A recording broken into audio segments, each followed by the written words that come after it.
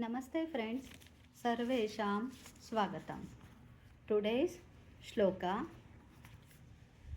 Agrahyah Shashvatah Krishno Lohitakshaः Pratardanah Prabhutasтрикапудಧಾಮ Pavitram Mangalam Param.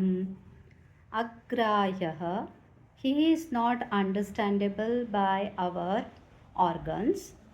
Shashvatah, he is permanent.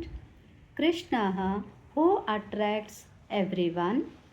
Lohitaksha, who has slight reddish eyes. Pratardanah, who destroys everything.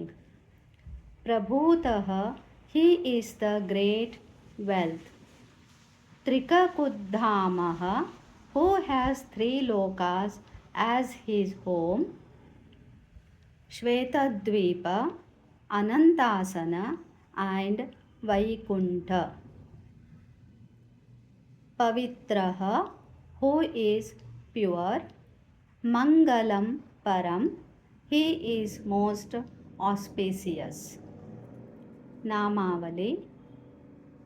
Shreem Agrayaya Namaha, Shreem Shashvataya Namaha, Shreem Krishnaya Namaha, Shreem Lohitakshaya Namaha, Shreem Pratardanaya Namaha, Shreem Prabhutaya Namaha, Shreem Trikakudhamne Namaha, Shreem Pavitraya Namaha, Shreem Mangalaya Parasmai Namaha.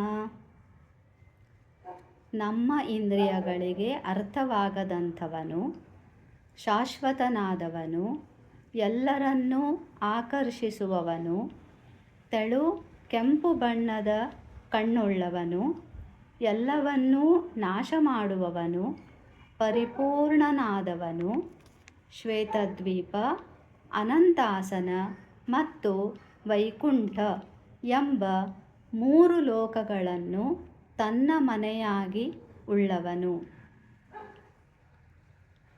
ಪವಿತ್ರನಾದವನು, ಪರಮಮಂಗಳನಾದವನು, ಮಂಗಳಗಳಲ್ಲಿ ಶ್ರೇಷ್ಠನಾದವನು Shri Vishnu.